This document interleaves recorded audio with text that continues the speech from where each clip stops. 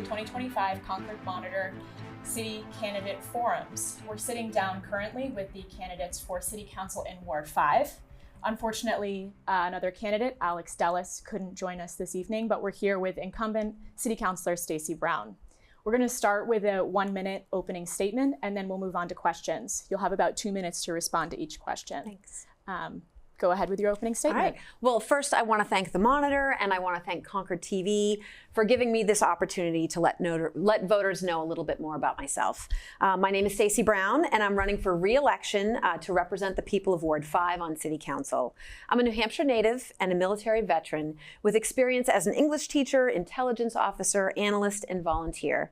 I traveled the world serving my country, our country, and working in collaborative environments before returning to New Hampshire with my husband and our 2 children to the beautiful city of Concord.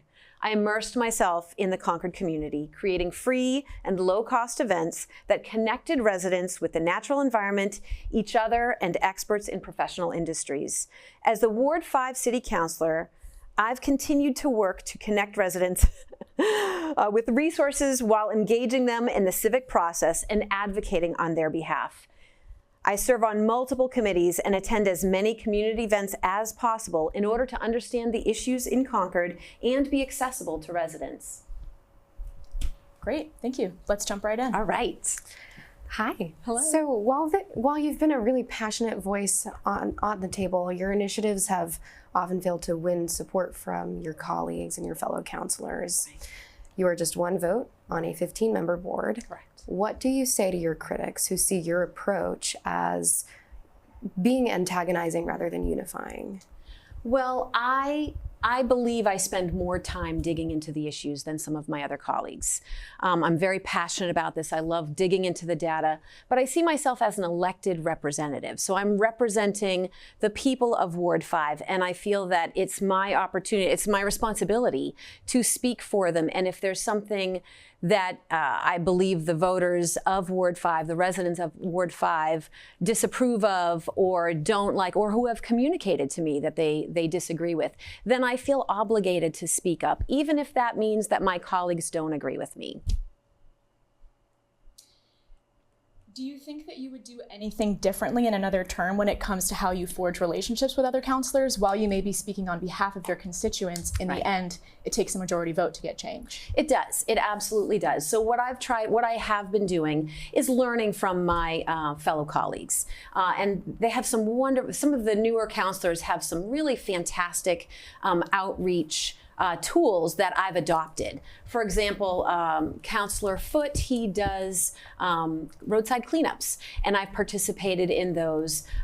Councilor Horn is wonderful with social media, and Councilor Schlosser is great with his community meetings. So I've adopted each of those approaches, and at the same time, with my data, as I love to do the research, I love to dig into things, to ask staff questions, to research historical information and backgrounds. I'll share that with councilors, and I frequently do, but many of them have full-time jobs, whereas I have a part-time job. So I'm trying to share that information with them.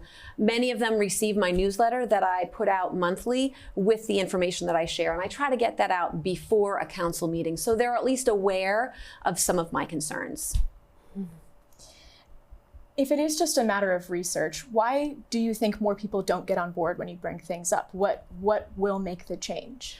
Well, I think sitting down and having those conversations, explaining it, like I will look back into the history of why we do things a certain way.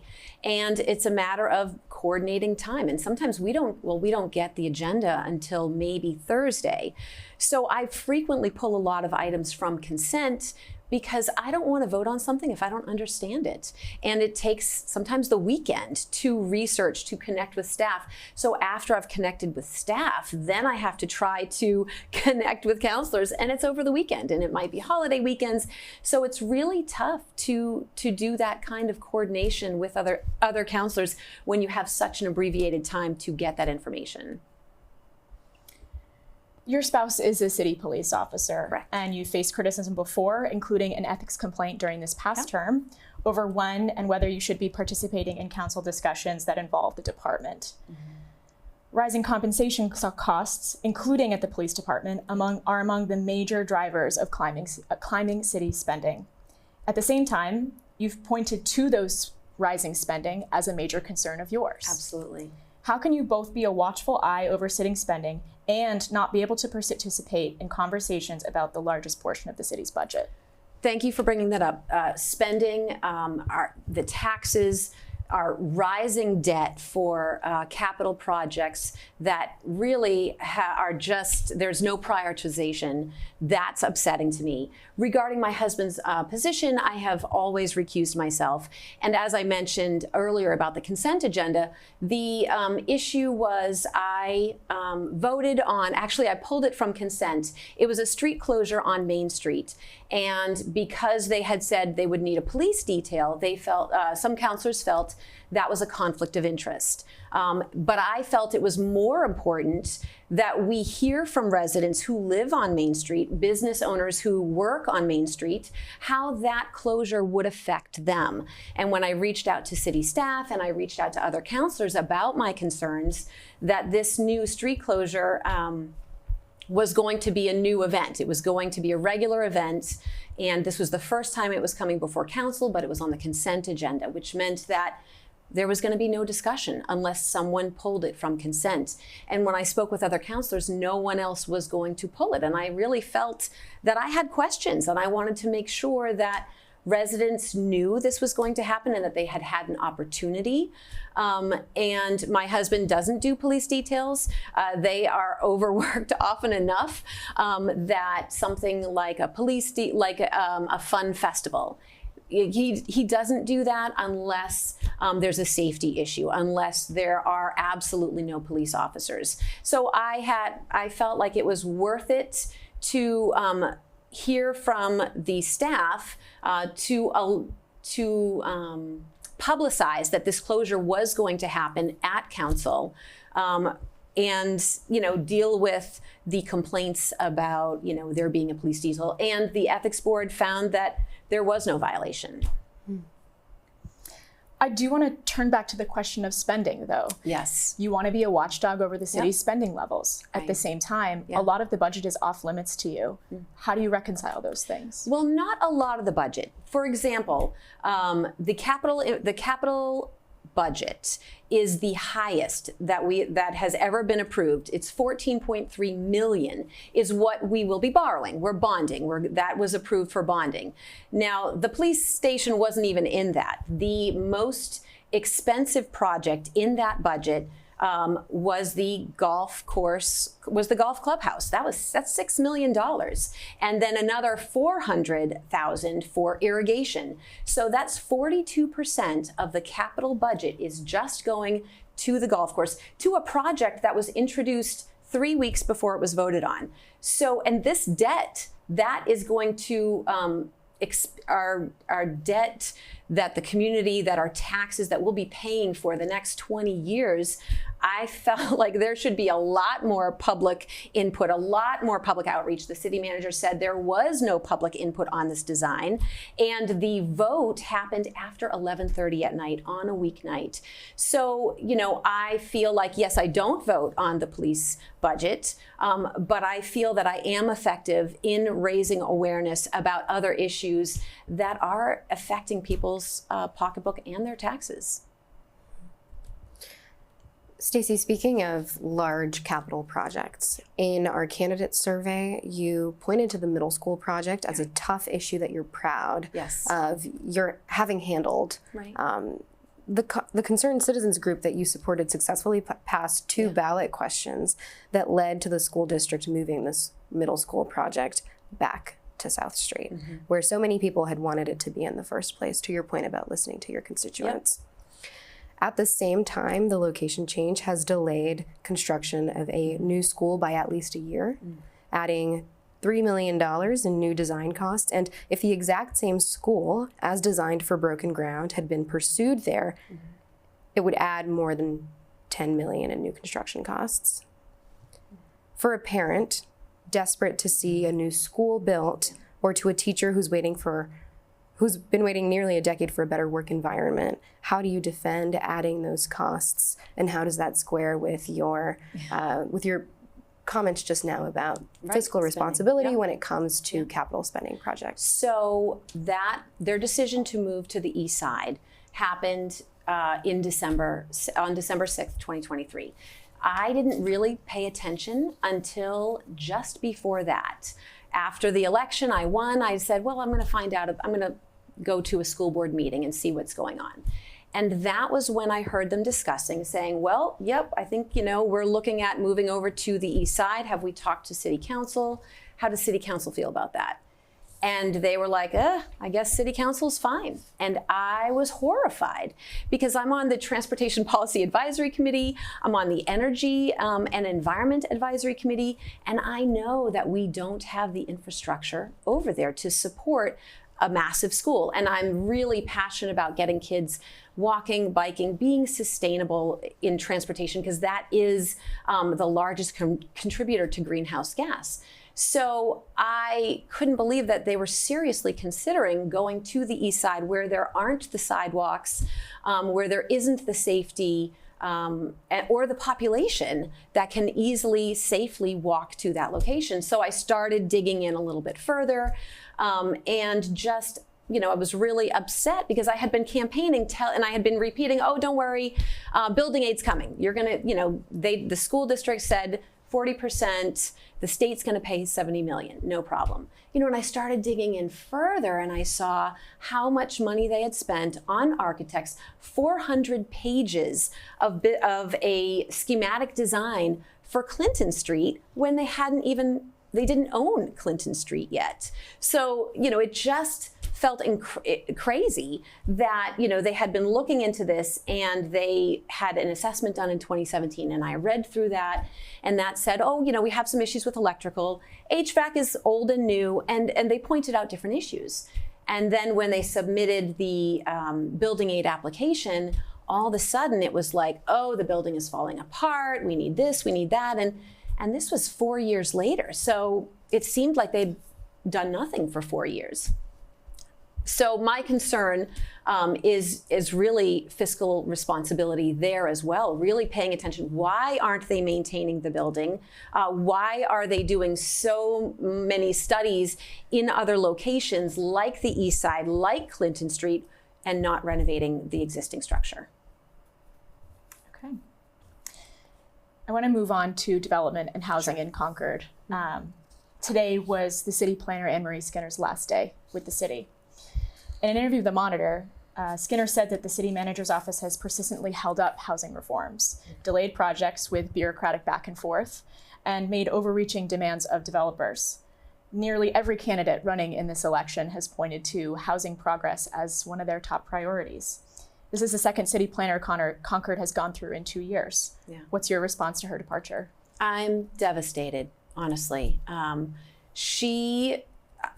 thought was fantastic. I had an issue with one of my constituents who reached out to me about a code inspector that was harassing her. And I found out who his supervisor was. It was Anne-Marie. I spoke with her. She handled it immediately. She then called my constituent and talked through issues with her. And my constituent said, wow, she was fantastic. I feel so much. She was prepared to file a lawsuit against the city.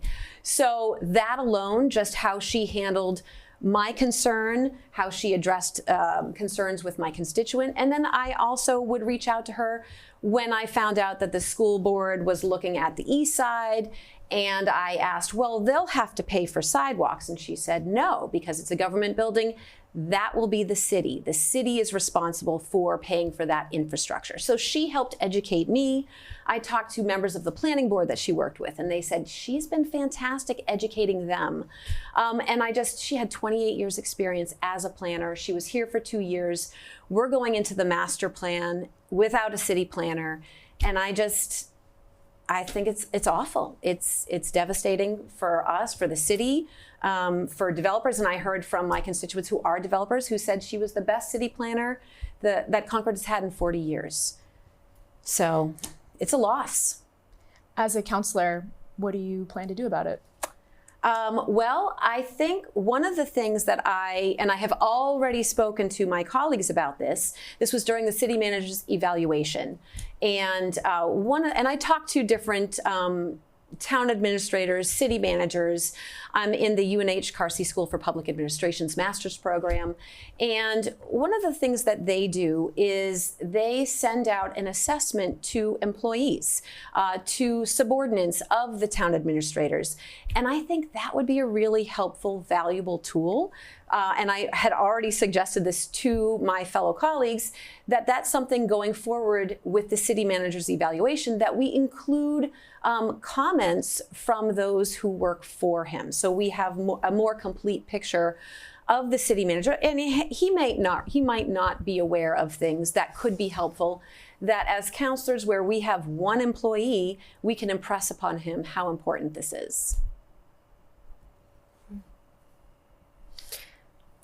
Concord carries an unassigned fund balance, so a rainy day fund of more than $15 million. And as a proportion of operating expenses, that's more than the vast majority of other cities and towns in New Hampshire.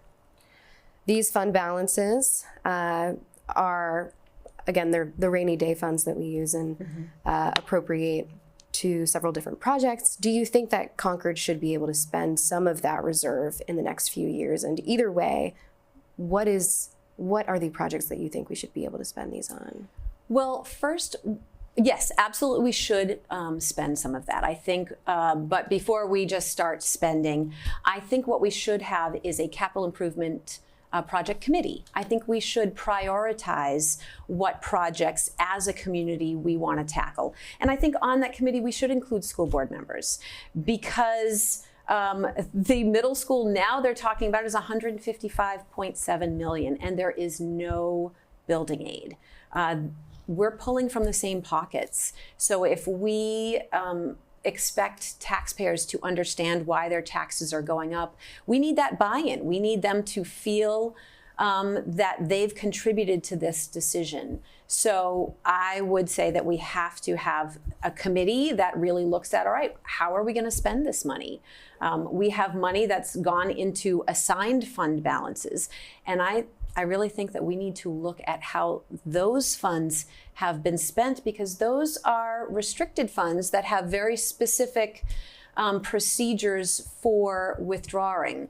And we need to make sure that we are following those legal procedures for using those funds that are in the assigned fund balance. And so if you and your fellow members on that committee were to find consensus over specific usages of those funds, what would you put those funds toward? It would depend on the committee. Like I know the monitor had a ranking system, so this was just based on me. It was like, I think I listed the Hall Street wastewater plants, the police station, the middle school. I have constituents that Memorial Field is the most important thing to them. I'm also on the Library Foundation, and that has been something that folks have been working 30 years for. So it really has to be a community conversation, and I really want to see all neighborhoods involved in this, especially as we go into the revaluation, and I'm looking at manufactured homeowners and condo homeowners who will likely have tax bills drastically increase. They need to be involved in this conversation, absolutely. Great. That brings us pretty close to the end of our time. Wow. You'll have 1 minute for a closing statement. Anything else you want to say?